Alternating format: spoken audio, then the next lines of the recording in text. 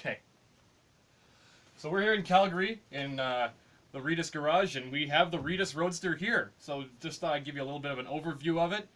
It's a 1968 Datsun Roadster 1600. The 1600 refers to the CC of the engine, which is right here. So if you come around here, you'll see there's the engine. It's a little bit oily. Over here's that famous battery that accidentally fell over into the distributor. You can see why. It's really, really close. So we actually found this in our parts bin and fixed it after we got home from the trip. It's got dual SU carburetors. They're 2 1-barrels. They work really well, and they really don't require much tuning once you've got it tuned up and working. Still kind of dirty looking in here, but I kind of like that. It's got a dual master cylinder for the brake booster, or for the brakes. This is your hydraulic clutch here. You can see kind of, hopefully, the work that I've had to do in here as well. It's all been welded up in there. And same thing on the other side. If we go around this way, you can see it's supposed to have a top, but what happened is it was toast. It's ruined. It's actually sitting right over there. But you can see if you look back here that the car used to be silver. It came out of the factory silver, and somebody painted it resale red. So my plan for it is honestly probably going to scrape all the paint off and not repaint it, just have it kind of original silver, but it'll be in bare metal, but with kind of clear coat on it, so it looks like an old school hot rod or something, because I'm kind of weird like that. I think it'll look cool. People will probably hate me for it, but I don't really care. If you come around here, if you want to walk around the front there, you can see things like this. My headlight buckets, where I've had to stitch weld all along there because they're really bad. They were really, really terrible. I took the bumperettes off the front because I think they're ugly.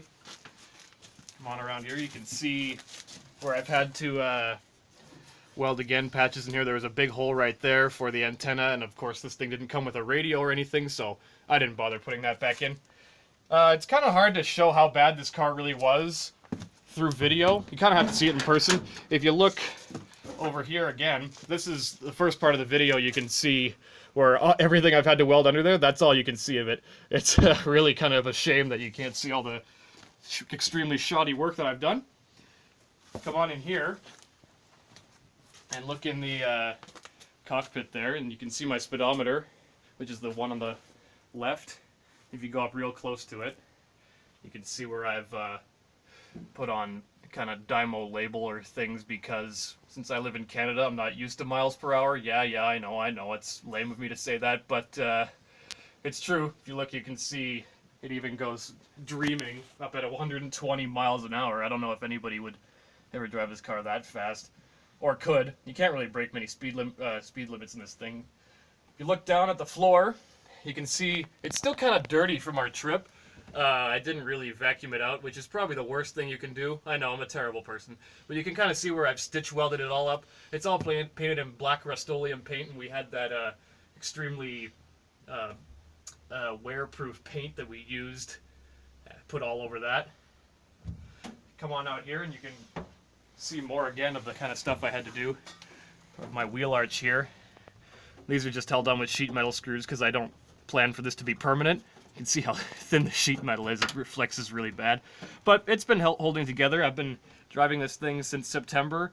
It's terrible out right now, but I even drove it last weekend when it was kind of nice, which is great because I really love this car and I'm having a lot of fun with it, and I plan to keep it forever. So that's kind of an overview of it. Makes 96 horsepower at 5,400 RPM or something, and it only weighs about 2,000 pounds.